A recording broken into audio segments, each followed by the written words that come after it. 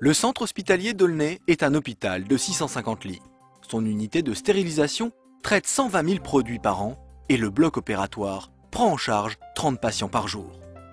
Pour répondre à la réglementation et assurer une meilleure sécurité du patient, l'établissement a décidé en 2005 de tracer ses produits par le logiciel TDoc de Geting et en 2008 de développer la traçabilité à l'instrument.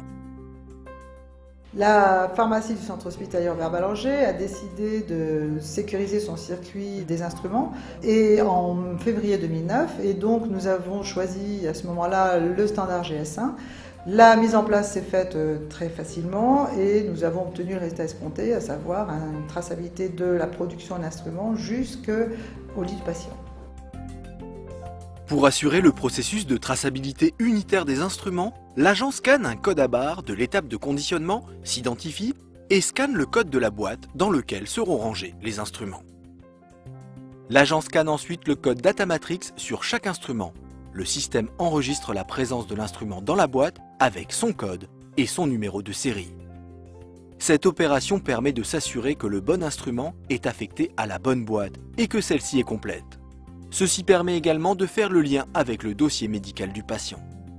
L'une des raisons du choix des standards GS1 par l'hôpital est de pouvoir suivre l'instrument, quel que soit son statut, la boîte dans laquelle il se trouve, de suivre les changements d'affectation en cas de réparation, de maintenance, voire même de prêt à un autre établissement. Alors, la traçabilité à l'instrument ne nous a pas permis un gain significatif de temps au niveau du processus même de la stérilisation.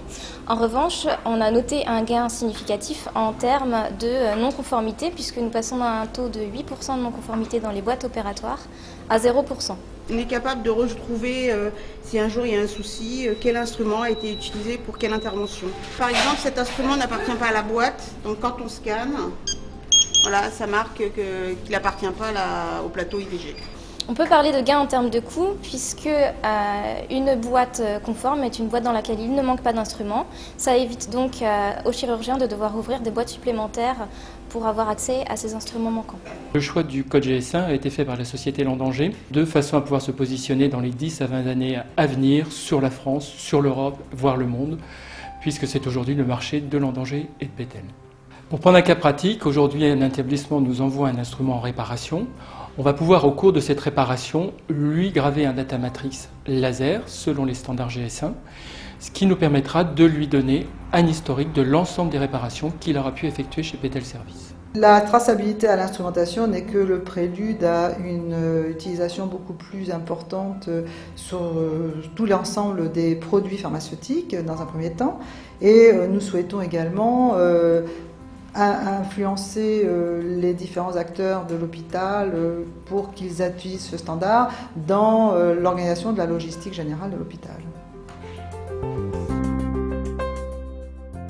La prochaine étape, en 2010, sera d'assurer la traçabilité automatique des dispositifs médicaux implantables entre la pharmacie, la stérilisation, le bloc opératoire et le dossier du patient, sans interface entre les logiciels métiers de ces services.